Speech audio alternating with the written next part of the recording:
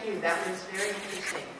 One of the things that confuses me is I always thought diuretics is taking liquid out of the body, but you suggest that one of the things we should be looking for is to stay well hydrated.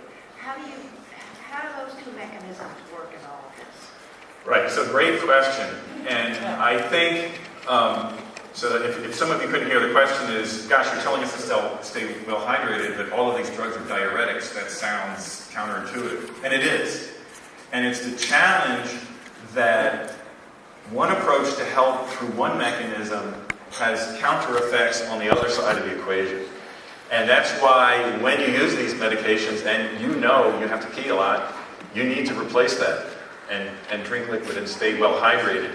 And it's the challenge is that we don't yet have a perfect drug that could have the effect on the muscle without also having the effect on the kidney. And that's the challenge. Yeah. Whoever has the mic. Okay. Yeah, I just wanted to mention that Bumex can sometimes be effective. I was chatting with Steve in 2012 when I was having 36-hour attacks regularly. And so actually dissolve Bumex in water. This is Bumex that you mentioned. And I just sip it little bits. It's a supplement with supplemental potassium. And I find that a little bit of Bumex is very effective. I haven't had 36-hour attacks all that frequently. I was having them regularly. It was a big disaster. So Bumex can be very effective. It's tricky to use. And so if you can't just take lots of Bumex pills, that'll be a disaster like he was pointing out. But if you sip it, I found, for me, I'm a little different. It'll last a little bit. I can exercise. I still have other troubles. So this was your own initiative as a result of seeing some of these publications, or? Well, right. Well, actually, I made my own provocative test. My insulin levels were super low in the attacks. You and I actually met. Yes, I remember. And then you gave me pre-publication access because you saw what a sort of disaster my situation was. You said, well, what's your position? It is prescription medicine, but if you'll let you fool around with it safely enough, you can probably not kill yourself with it. Be careful enough. And so I just wanted to mention it. Thank you. I think that something that's very important, I don't know if you can repeat, but we haven't explored dose response. Yeah. So Jake, for those on the webinar and so forth, thank you for the comment, and I appreciate the follow-up. And Jake is saying the dose response in patients hasn't been explored. I would add to that, but I'll just comment. Bumex, as you know, has very rapid onset. The absorption is very efficient. So it has an opportunity for acute use in acute attacks. The half-life is very short. And the other, which is why you dilute it and sip it all day long, the other similar compound is Lasix. So many have heard of Lasix as a blood pressure pill. Lasix acts at many places, but it's about 100 times less potent, but it also blocks this transporter. Lasix derived its name from the pharmaceutical industry because it lasts 6 hours. That's where Lasix comes from. So it's longer acting and gentler. So again, I hesitate to give medical advice because we're not yet ready to recommend this, but I think the future looks bright because there are a lot of opportunities in terms of how to dose, when to dose, and perhaps even alternatives to bumetanide that might be easier to take. Whoever has a mic. Yeah. So I tried the Diamox, and now I'm on Inspira. Mm-hmm. Would that drug still help? Yeah, so this drug, bumetanide, acts by a completely different mechanism. So it would not be redundant. It might be that combination therapies is going to be where this is, and intermittent use. And as Jake Levitt was saying, these are the details we need to work out. But in direct answer to your question, yes, this is approaching the problem from a completely different direction. So this might be able to be used in some combinatorial sense or something like that. Yeah. I'm following the mic. Hi. I was wondering if this drug would work on me. I have paramyotonia congenita, and for the last 4 years, I've been hospitalized at least 35 times. This last year, a little over 20 times. My body goes into full paralysis, stiffening paralysis, and then it affects my respiratory system, and I have a level 10 pain. And I've been intubated from this, and my life is on the line constantly. I'll be in the ICU ICU for up to 2 weeks, and I'm just desperate. And so I'm wondering if this would work. Yeah, so paramyotonia congenita, I mean, the symptoms you described, the stiffness with the weakness and so forth, is consistent. Is it genetically confirmed for your situation? Okay. I ask that because, as you know, paramyotonia congenita is a sodium channel problem. It's a different kind of problem, gain of function, because the opening and closing of the channel is misbehaving. So today, I think the state of the art, there are examples of this where many patients have had incapacitating stiffness, actually, as their primary problem, interfering with breathing, swallowing, movement, and they've taken medications like Mexilatine. Okay, so for those who wanted to hear, taking Mexilatine and similar medications has aggravated the situation for you. The mechanism that I've talked about today is not expected to have the same effects in the sodium channel mutations associated with hyperkalemic periodic paralysis or paramyotonia congenita. So those two sort of travel together. Our mouse does not have paramyotonia, but it has myotonia and hyperkalemic periodic paralysis. And so we're working on that one as well, but this has consumed us to this point. So I know that some folks with hyper PP and plus PMC have responded super well to dichlorphenamide. I don't know if you have hyper also, and I don't know if it's appropriate to try. So I'll repeat the comment just for if there are people out there online. Jake Levitt is saying that some patients with hyper PP and paramyotonia have responded really well to dichlorphenamide. So perhaps worth trying. It's something we haven't explored. Again, I think even if someone has not had a dramatic response to acetazolamide, it would be worth trying dichlorphenamide. There could be enough differences. Over here. Hi. Oh, okay. I'm just wondering if the salt and the hydration effect was studied in hyper PP muscle. We haven't done it yet. It's something we certainly want to try. I did try the pH challenge, the simulated exercise, and I did not see a consistent effect. I don't know if we're just not tweaking the system the right way, because I do understand from patients with hyper PP that they have exercise-induced weakness as well. That's an interesting overlap between the two conditions, and many other features, of course, are distinct between them. So we don't have an opportunity to explore that yet.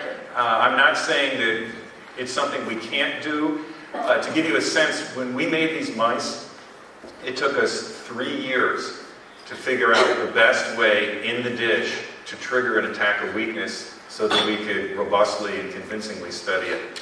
So it's something we still need to develop for our hyper PP mouse, but we did a few quick and easy, let's just do the same thing in the hyper PP mouse, and it does not get weakness to the same extent that we've seen here. And again, my way of thinking, this whole chloride thing that I've told, and that's where we think the acidosis is coming in, is not an issue in hyper PP. So it might be a different mechanism. I actually find that eating salt and being dehydrated is very, very good for me. So. Interesting. Thank you. Two quick questions. One was on if the patient that was taking maybe in the past acetazolamide wasn't effective, is there any reason to believe that the bumetidine would be effective in that case? Is there any correlation between the effectiveness of either one? Right, so the question is, if somebody did not have a favorable response to acetazolamide, would there be any reason to try bumetanide if we get to that point? And I would say definitely. It's a completely different mechanism. I think it's much more different than dichlorphenamide, for example. But again, I wanted to tell you this news because we're so excited about it. It's out there in the literature. Your physicians can see it. But what I would hate to see happen is people go overboard, get a lot, begin self-dosing, get into trouble. And then the next thing you know, it's out there in the literature, dangerous medication for people with periodic paralysis, and you might take away an opportunity. So we're working, And part of that will involve participation from all of you, but we want to do it in a controlled way to bring this out. And then the second question was on the warm down period after exercise. Is there any part of the research that's indicated a duration for warm down related to the duration of exercise, something to start with? We want to explore that, and what we will do is, right now we're having abrupt step changes in the acid level, and what we're going to do is slowly change that and do it at different time courses and see if in our model what it does. We can follow that up with computational approaches. And then the most important thing is I want to then go back to you all and say, this is what our model system tells us. Do you in fact find this to be true? If you slow down over 15 minutes, is that beneficial? Is a 2-minute warm down too short? Because we use these artificial experimental systems to test your ideas, but the most important thing is what do you really experience? But we want to be in communication with you because that'll be the ultimate validation of whether these ideas are correct. You've done a wonderful job in uniting the sodium, potassium, and chloride situations in ion channel disorders, and I wonder if I can get you to expand the wonderfulness of this even one more degree to the sense that in a lot of cases, mitochondrial disease and ion channel diseases have similar profiles. And that's because in one situation, too much of the ions is coming in because of the ion channel disease. In the mitochondrial, it's due to not being able to pump out the ions as well because you don't have enough energy. So I was wondering what your sense was of how some of these approaches could work in mitochondrial diseases also, and both from the treatment point of view and also because in clinical situations, it's often hard to tell the difference between the mitochondrial and the ion channel disorders because they sort of end up in the same final common pathway of too much sodium and calcium inside the cells. Right. So, in a nutshell, Dr. Siegel's question is, will these same principles help us gain insights on other disorders for other parts of the cell that are important for moving these ions and setting these currents? And I think absolutely. What I've learned from this, and has sort of always been percolating in the background, is how critical the maintenance of these ion gradients are. So, in a theoretical sense, people always knew, people recognize that these balances get disturbed from challenges, exercise, stress, anoxia, things like that. And the challenge is it's very hard to measure these. This is in a microenvironment, the small areas around a cell, not the levels in the blood, or even different compartments within a cell. So there are huge technical challenges to understanding how these balances of ion concentration get disturbed. But I think what this is telling us is giving a handle on how important this is, and it's a motivation to develop additional tools. It's another area our lab is trying to go. Now that we've seen how important this is, we're developing new tools to measure these things inside the muscle cell. Figure this out. But I agree, it will apply to other conditions as well.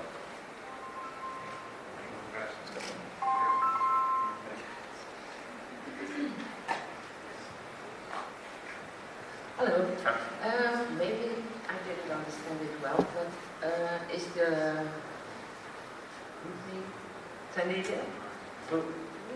That's right, P-methanide, yes.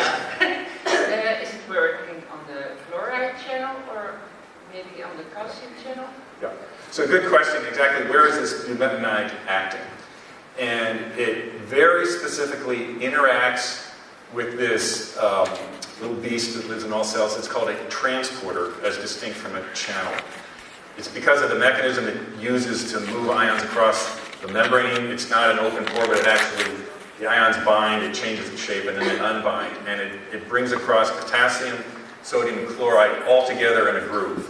And so, because of those players are sodium, potassium, and 2 chlorides, it's called the NKCC transporter. And that's completely different from the channels. It's not where the mutations are.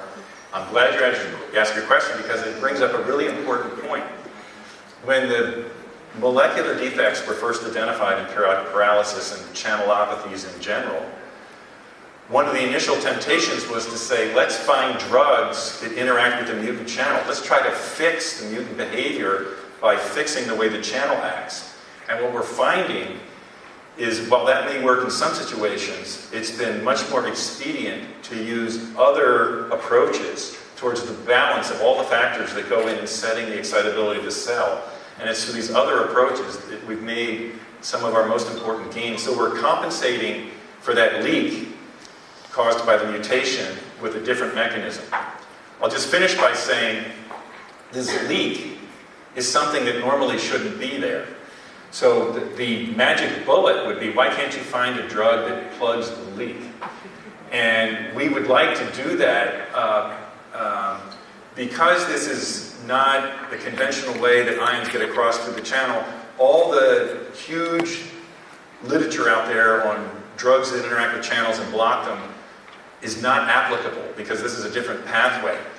And for what you need to do, this is another area we'd like to go, is to develop what's called a high throughput screen. So you need a test where you could measure the leak automatically with robotically controlled experiments. So you could test hundreds of thousands of compounds to look for something that plugs the leak. That would be a magic bullet in hypokalemic periodic paralysis.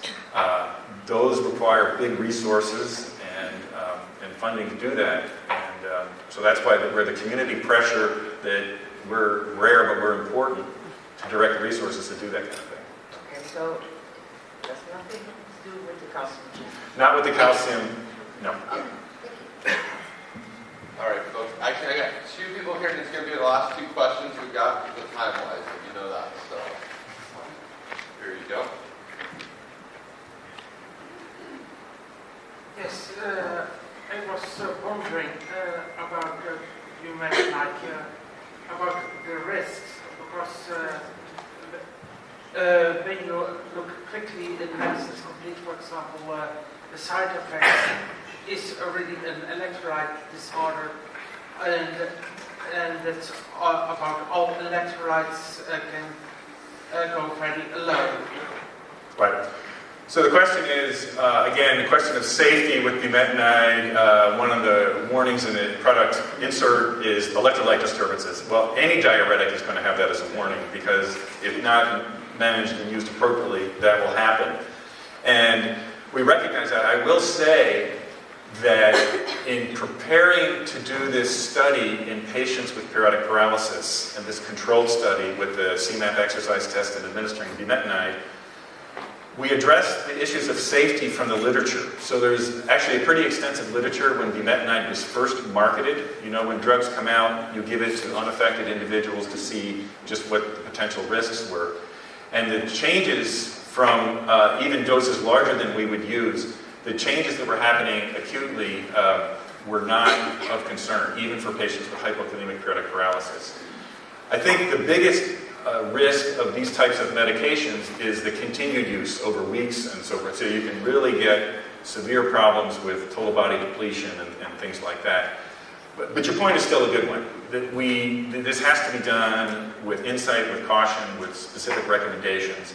And I know that those warnings are out there. And for me, that doesn't mean this is therefore a dead end for this kind of approach.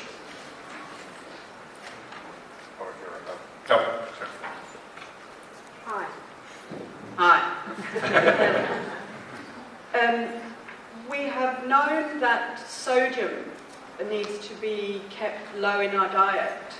Now, are you now saying that chloride might actually also be an enemy?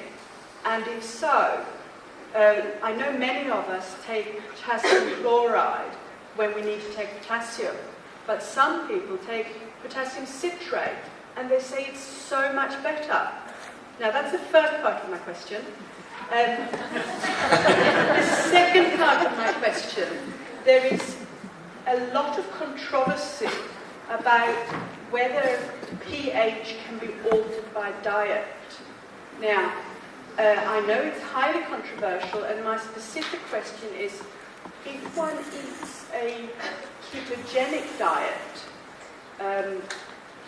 which will only bring about a very slight acidosis, not like when a diabetic person gets a acidosis, not at all, and I fully understand the difference. Would you say that could be potentially beneficial?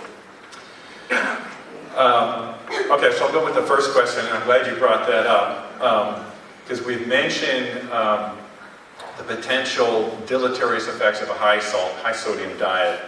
And to me, it's not the sodium ion per se, it's just a solute, a dissolved particle that the body will retain, bringing the total number of dissolved particles high, which will then activate that transporter and get you in trouble.